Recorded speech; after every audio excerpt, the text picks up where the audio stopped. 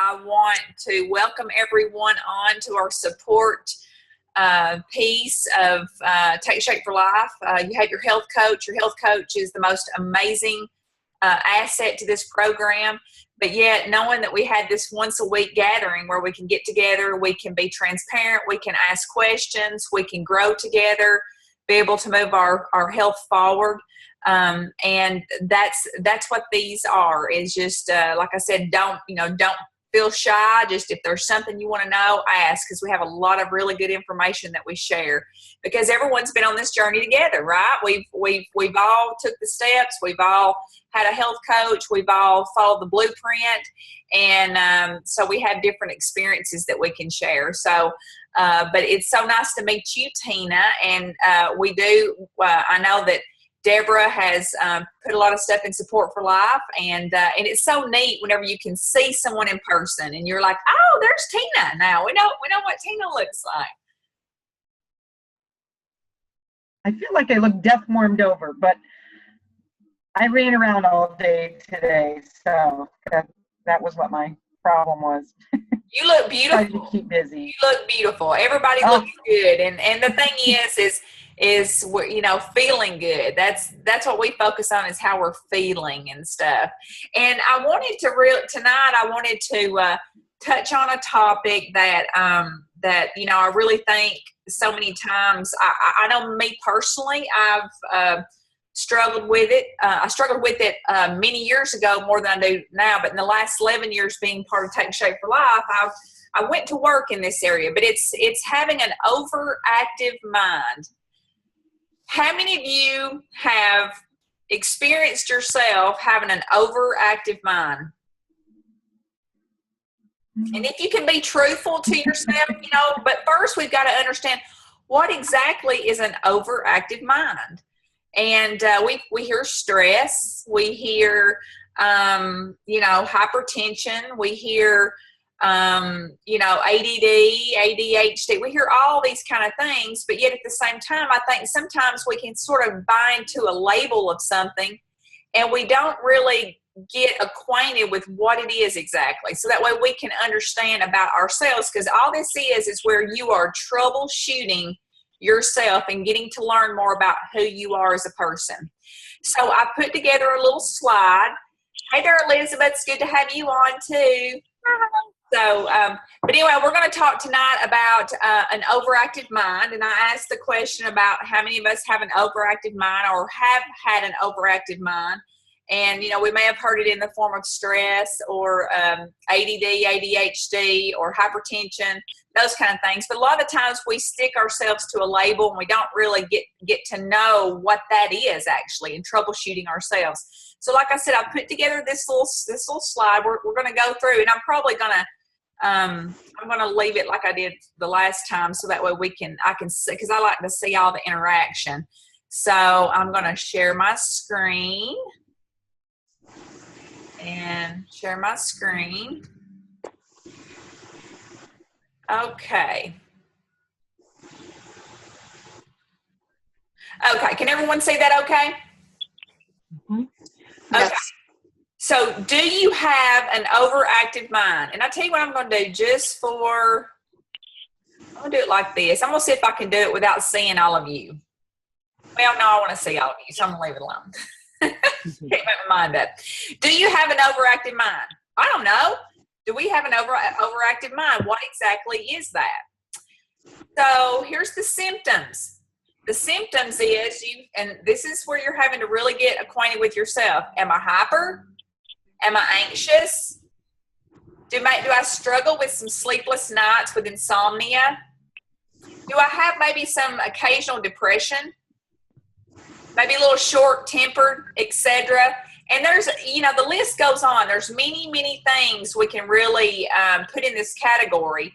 But all these contribute to speeding up your mind, okay? So I've always loved this little picture here on the left.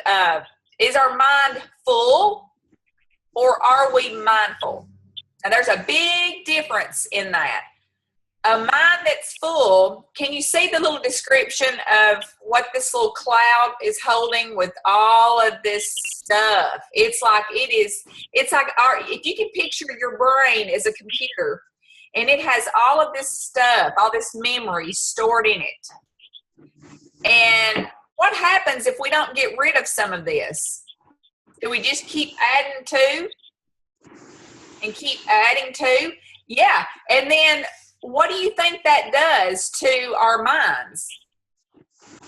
Does it cause it to get stimulated a little bit more? And then it just sort of, can you see where this is going with this overactive mind? Zig Ziglar says the most influential person you will talk to all day is you. So be careful what you say. Because whatever we're speaking, whatever we're thinking, guess what? We've got this stored here in our heads too. So then we have this help. I can't stop thinking. You know, where how many people have you talked to and they're just like, I'm so busy. I just can't, I just don't know what, you know, that's where they've just got too much information stored in their minds. And then you can only be in touch with your inner wisdom when you are able to separate yourself from the chatter of your thoughts. Boy, that's easier said than done, isn't it? Because our minds is overloaded. So let's ask ourselves this question. Now keep in mind, we only know ourselves better than anyone. No one else knows each individual person on here tonight except you, right? You know you better than anyone. So, do I feel cluttered in my mind with racing thoughts? That's the question we have to ask ourselves. Do I feel cluttered in my mind with these racing thoughts? Now, do you find that some days it's worse than others? And then sometimes it can be sort of, maybe we can come into it with a more calmer kind of mind, but maybe there's some other things that maybe other people have said that sort of wound our minds up even more. So, you know, there again, we have to be a protector of our little mind here. I can see where I'm sort of messed up on some of my, there we go. So, do I watch TV? How many of you on here are it's a daily thing for you to watch TV? I know it was for me, used to. I was big whenever they talked about, what was that show? The Bachelorette and The Bachelor coming on. You better believe I was watching it. What about the, what's the one where they all are competing to see who can be the best singer. Whatever that show is. Every year I was religious I had to watch that stuff, but I didn't realize what was going on. So if you watch TV, this is something you need to keep in mind. Your mainstream media, TV, radio, newspapers, magazines, textbooks, etc., are owned by 6 corporations. So your entire thought process of what you should wear, listen to, eat, drink, etc., is manipulated through mainstream media. And we continue to process, to judge, to compare, contrast, which makes you occupied and buying into the false reality. It's something to think about. So you think about, if you're already overloaded in your mind and you're putting more stuff in, and think about at the end of the day or throughout your day, what do you talk about the most? What you've seen on TV or a TV show, or what maybe something that was in the paper that you read that maybe the people in your community are all talking about it. So does that rob you of maybe being able to move forward in your own well-being? Could this contribute to this overactive mind? Something to think about. Do you take time for stillness? Stillness? Who can get still? I mean, But it says in God's word in Psalms 46:10, be still and know that I'm God. Wonder what that means. Does that mean just, maybe just talk to God and that's enough? It could be whatever, but to me, there's something about being still. And how I know this is through personal experience with meditation. And taking time to get still, say in meditation, whether it's 5 minutes, whether it's 10 minutes, what this is going to do, it's going to reduce your stress level. So is that good for an overactive mind to get still, to reduce stress? Absolutely. Well, it also improves concentration. How many of us sometimes can get distracted? And it's very easy to get totally distracted, maybe because we've got so much going on in our minds. How many times have us being so busy and not taking enough stillness has affected our health and our healthy lifestyle? Well, what about sometimes being able just to have self-awareness, to really be present, fully present in yourself and what you're doing? Just by being still, can it help us to be more aware of what it is that we're doing? Sure. So you're telling me that stillness also can increase happiness. How many of us on here would love to be happier? Or maybe be able to sustain happiness throughout the day. From the morning that you get up till the time you go to bed, you're happy all day. Wow. So stillness really helps with that too. What about acceptance, self-worth? How many of us have maybe lost our self-worth throughout our journey of life, where we've had this hyperactive mind that we've lost our self-worth? So just by being still, you mean that I can maybe increase my self-worth? Sounds pretty good to me. What about aging? How many of us on here want to age? But all that overactive mind's doing, it's just stressing us out more. It's causing us to wrinkle more. We're stressed over, I've got wrinkles, or I'm looking old. Well, what if we took still time and just relax those muscles and try to focus on just slowing down this overactive mind and not thinking about all that stuff? So what about the benefits of our cardiovascular and immune health? What happened? You mean to tell me that stillness can help me to maybe not be as sick? And maybe by slowing down this overactive mind that I might have better health? Sure. Well, this is something that really can sort of define how you can maybe move into this still place. And you got to realize in the area of your life, which area do you live from? Do you live from your ego or from empathy? Now, there's a huge difference in this. I struggled with an ego issue.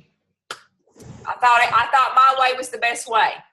So I would do it in a nice way, but I tended to want people to, whatever I told them, I wanted it to be, hey, this is the only way. But I had to something I was missing. I was missing out, really putting my feet in their shoes, really getting to listen to what they were saying, and yet be able to feel where they were at. But yet I had to know a way to get out of that place that they were out of, where before I was only giving them information about some ideas they could do, but I had never traveled the path myself to get out of this stressful, overactive mind into this place of understanding where I was at. And so whenever I moved to where I had this empathy for people, and I really felt like, wow, I've been where they're at. and it's not their fault. That's where you really could be able to move yourself forward and then yet share that with other people. But something I didn't realize was the ego kept people separated, but having empathy pulled people together. So that's like tonight, we're pulling together as a community, and we're really being able to find out where everyone's at and being able to see where they want to go. And that way together we can move them forward. Well, one thing that most of us on here know, we know the importance now of what it means to feed our bodies, our temples, because our this body is a temple, and we want to be able to do the things we want to do, feel the way we want to feel, but it's a personal responsibility. Now, how many of you have been on diets before? Sometimes many, right? And what did that do to your mind? Did it make it more stressed out, overactive, because you was trying to figure out, what should I do? Should I eat this? Should I not eat this? Should I do this? I don't, and then it gets so confusing, and then you get stressed out and you go, okay, stop. No, I can't do it anymore. Right? So now you found a program that's very simple. It's duplicatable. You don't really have to think other than it's 3 hours. It's time to fuel. That's all you have to do. And then stay connected to people that want to help you move forward.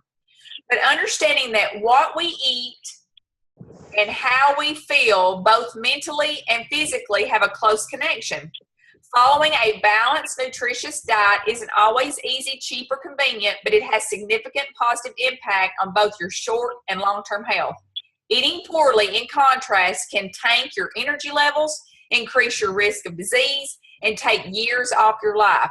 So every one of you, I high five you, I commend you, because you said yes to this program, even after being on so many diets and maybe failing time after time after time.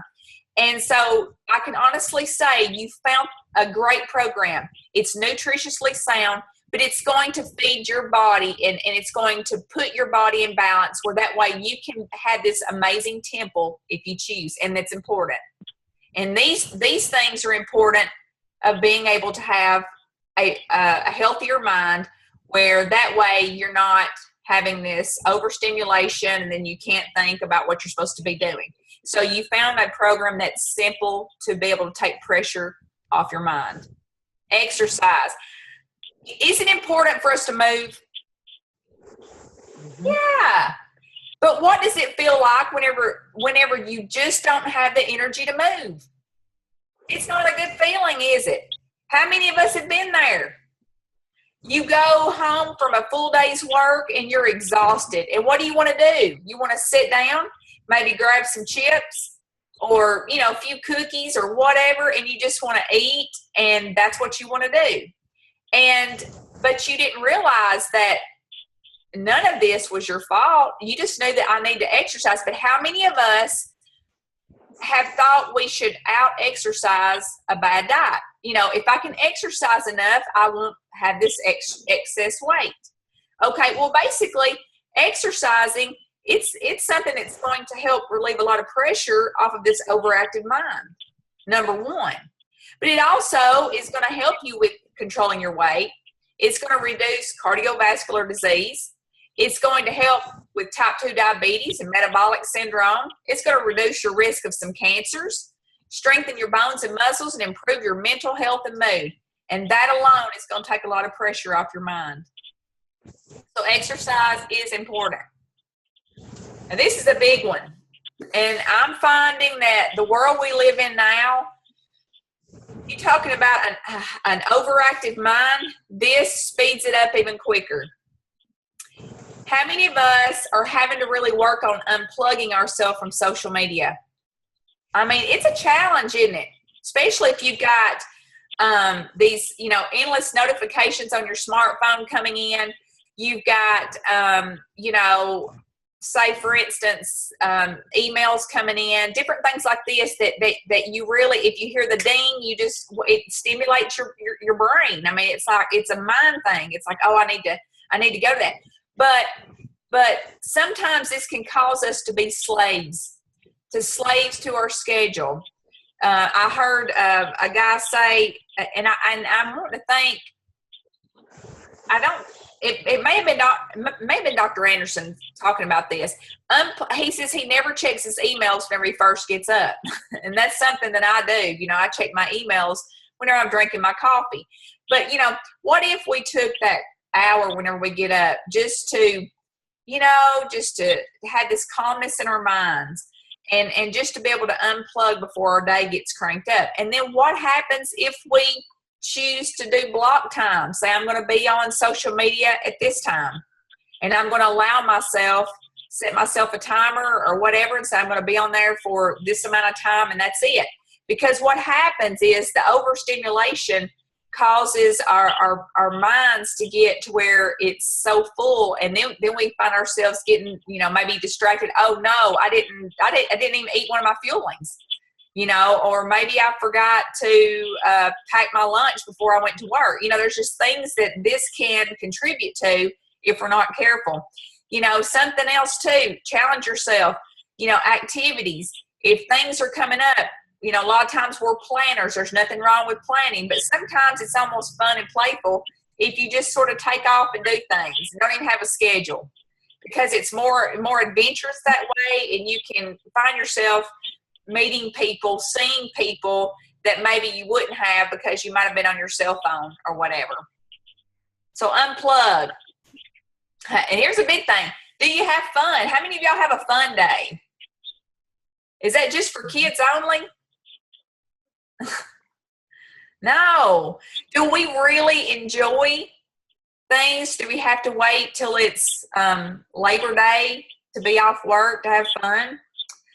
What do we find ourselves sometimes doing, even whenever it's supposed to be a fun day?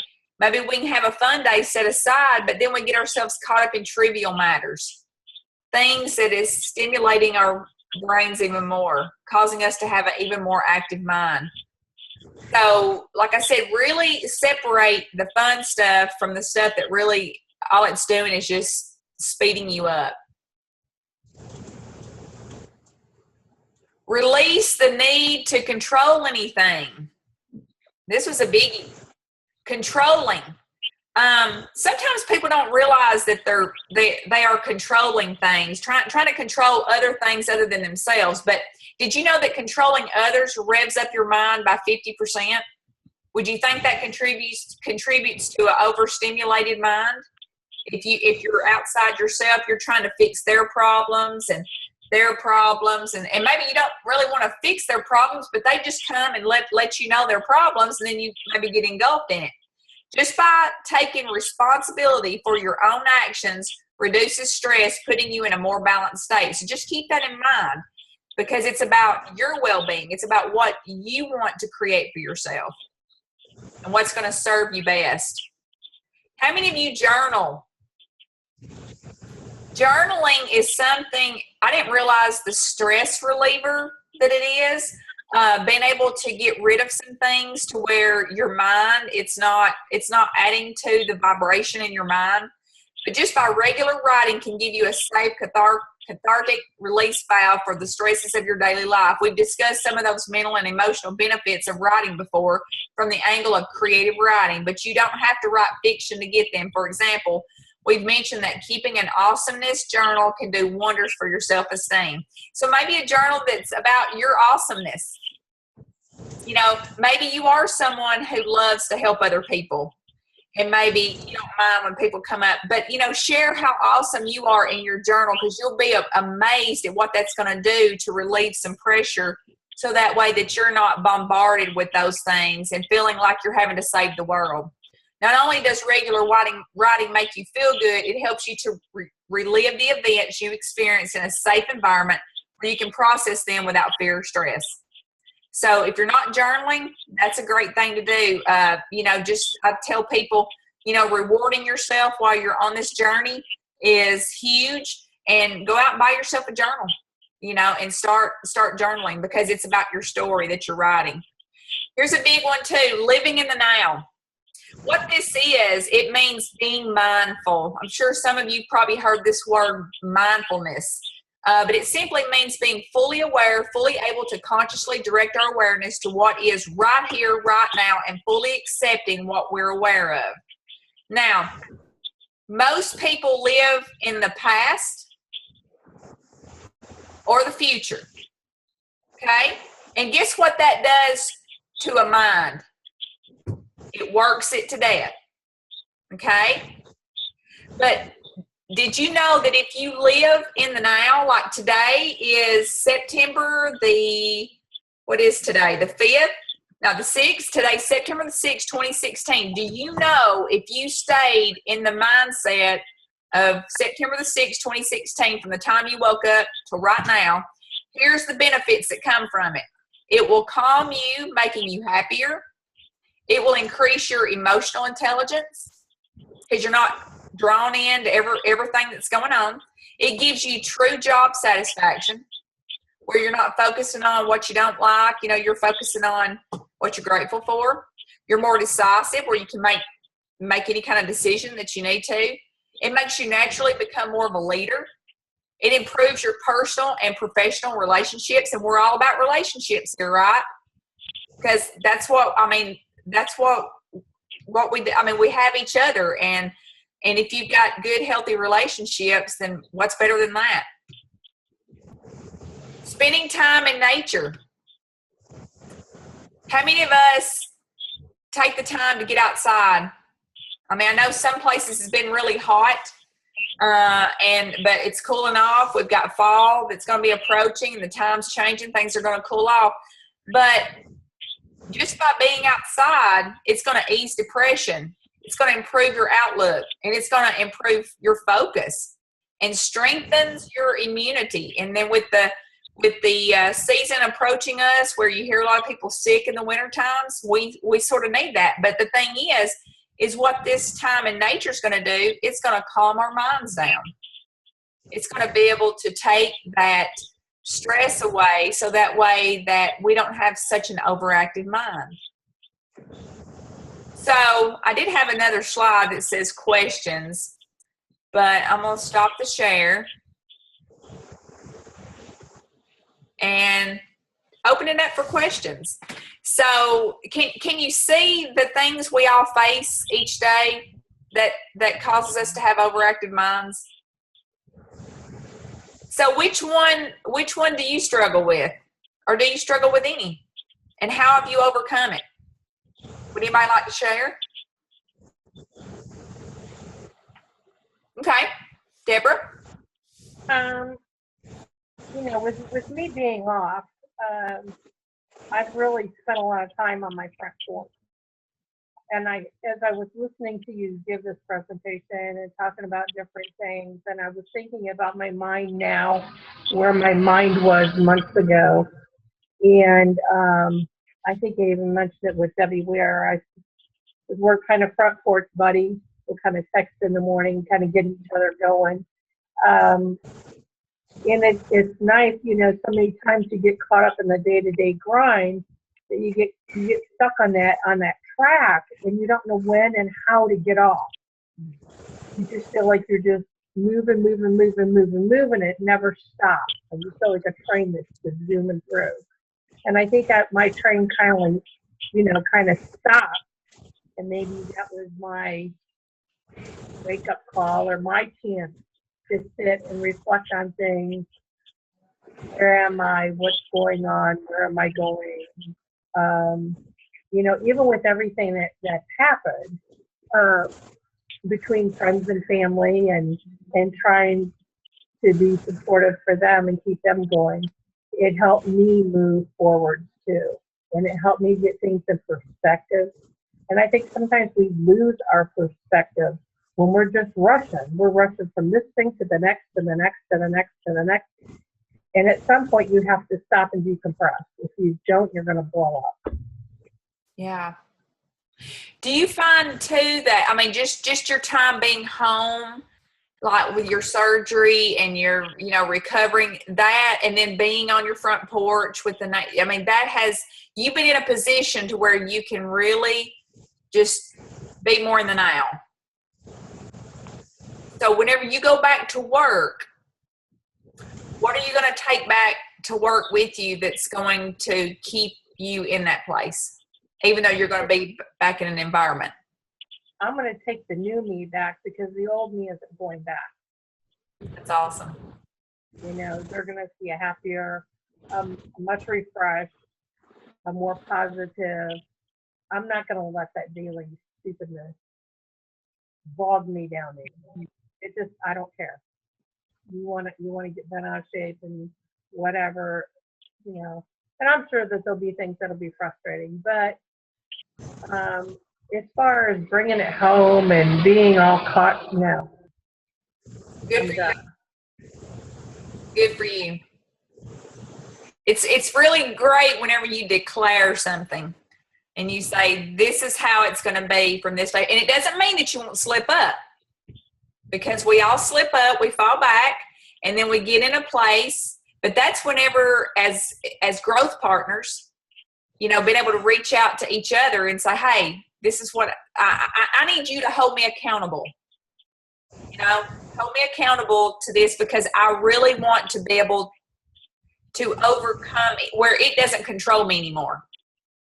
But sometimes it takes that extra support until we get it to where it's a habit.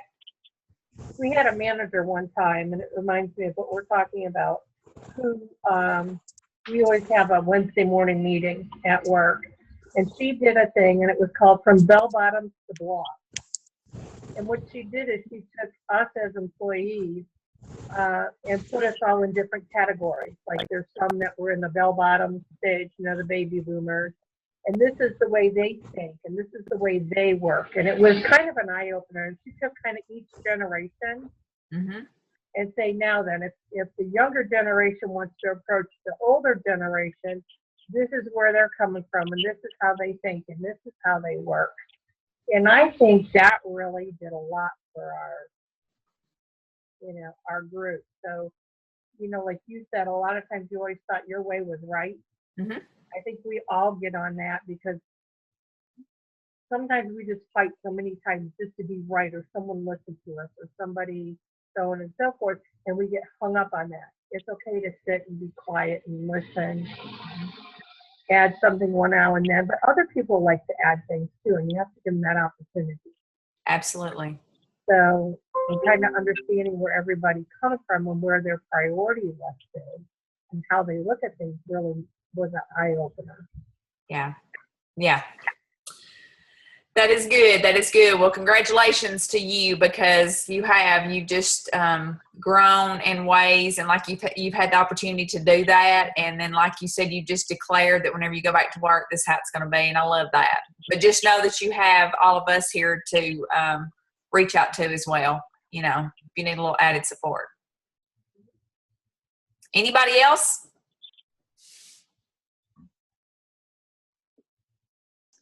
I think stillness is one of the big ones for me. Like, it's hard to be still when you have a 13-month-old, and I'm sure Elizabeth can agree with that when you have two babies running around. It's hard to find that stillness and that quiet time and that peaceful time, but when you can, it's trying to use it for the benefit of your mental health rather than feeling like, oh, this is my only time I have to get stuff done. I know for me, like, whenever he naps, it's more like, oh, let's go do the dishes. Let's go do the laundry. Let's go da-da-da-da. Like, you have all this to-do list to do, and before you know it, you went a whole day without really focusing on yourself. And I think self-nurturing is huge when it comes to your health, and we neglect it so much. Fueling our bodies is great, but taking that 5 minutes of quiet time or 10 minutes of quiet time, just even if it's going outside for 5 to 10 minutes, you're doing something that you want to do rather than something you feel like you have to do. And so I think the stillness one was huge, because you have to block out, you have to know that you're worth that 10 minutes to stop and be still and be calm and relax and do those things. Yeah, I agree. Stillness is huge. And I was telling Hannah today, I commend her for being a young mom and not, you know, holding it together. And even though, you know, she may have times that she's at a low place, she still tries to work through it herself. And I just think how neat it is to be able to have young children and be able to really, you know, you do have to be selfish, and you just have to say, I need some time for me. And like you said, the dishes will wait. So whenever he's napping, make sure you get that stillness, because that's going to benefit your mind a whole lot more than getting those dishes done. For sure. Anybody else? And there was something today that I came upon, like, you know, people, how many of you, it's like stillness. Are you kidding? I can't get still. My mind won't hush. I'm trying to get quiet, but it's okay for your mind to be working while you're trying to be still. Just don't judge your mind. See, whenever we are paying attention and we're judging our mind, saying I shouldn't do this and I should be doing it this way, guess what we're doing? We are overstimulating the mind even more. So if you just become the observer of your mind, and there was something that someone shared today that's might be something if you've never tried it before, but it's called open eye meditation. And they said if you take two objects and set them 6 feet apart, and you spend 5 minutes on looking at these two objects. Okay, you're back and forth. You set a timer for 5 minutes and say if you've got a tinny shoe over here and a spoon over here, but you're focusing on these two objects, that you won't have time to think about anything else because you're focused on these two objects. So see, that could be something to get you started.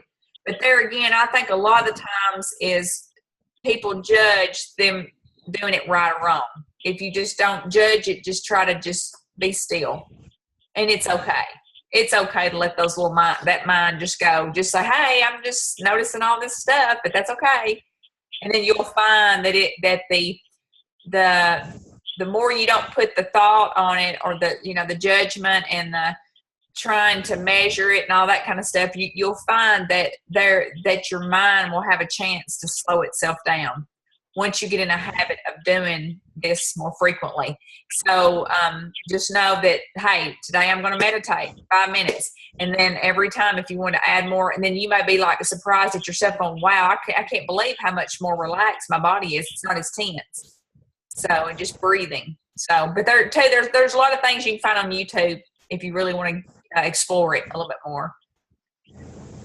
So, has this been helpful? Is getting healthy? Okay. Do you have something, Joe?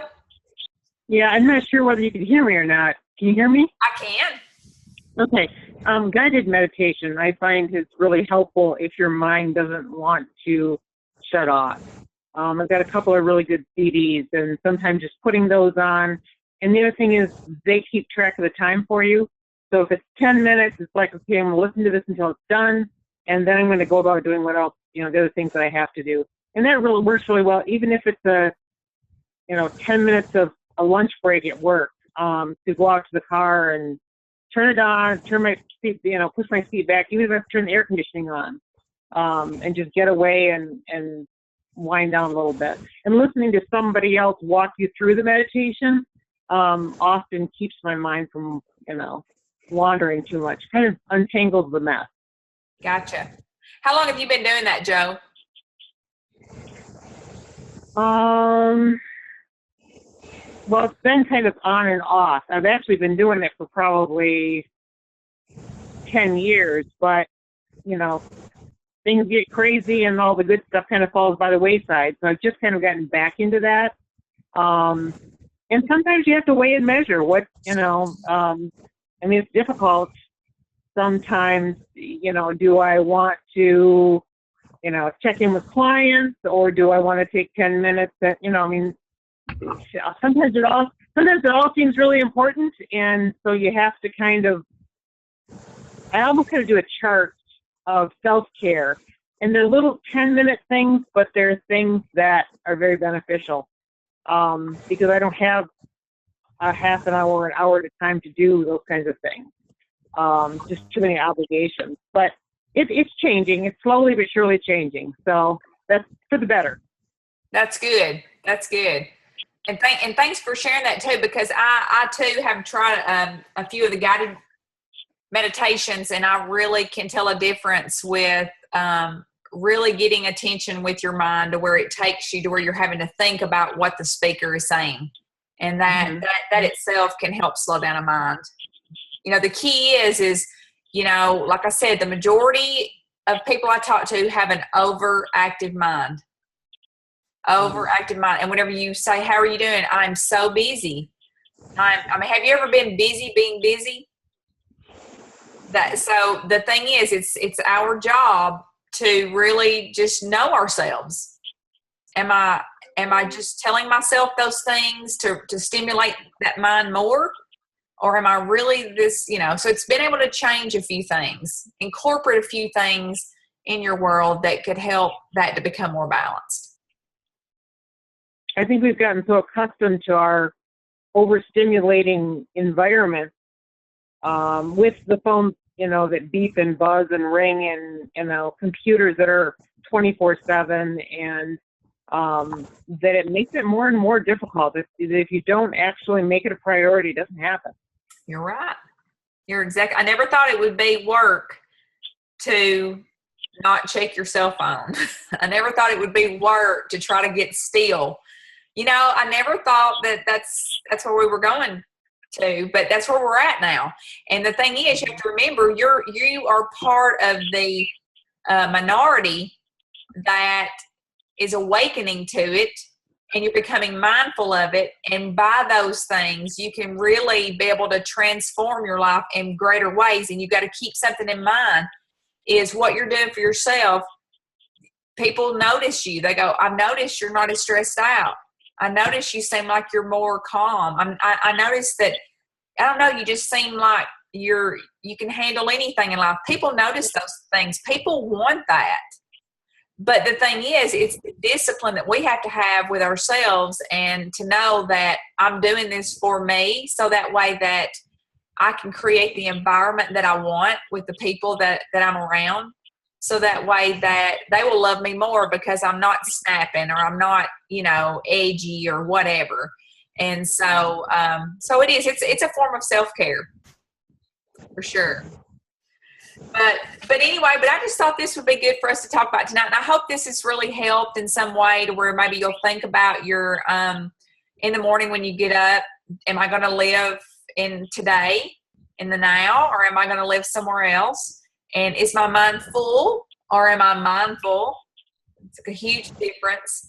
So and if you have to write it on a Post-it note, stick it somewhere where you can be reminded of it daily until it becomes a habit, you know, because that's what we have to do sometimes. Because this stuff, it would be nice if it was instant, that we could get it, but sometimes it takes a little bit, doing it a little while before we go, oh, it's getting easier. It's getting easier. So maybe in the future, I'd love for all of us to get back on and maybe share some progress with one another about how you've been able to shift in some of these self-care habits, and what you have created, where you were and where you are at that point. And then that way, like I said, it's your story, and it's your journey, and it's, as you're journaling this, then you've got the story to be able to share with the world. So, but anyway, is there any closing remarks before we close off tonight? I do. I think this is great. I want everybody to meet Tina. She's one of my new clients. She's put in her first week already and doing great. Yay! She started on Optavia 30 and was doing really well. And there was a couple of flavors she didn't like as well, so I took her some of the our regular, and we just traded out. And she's doing super. She's staying on the program. She's very motivated.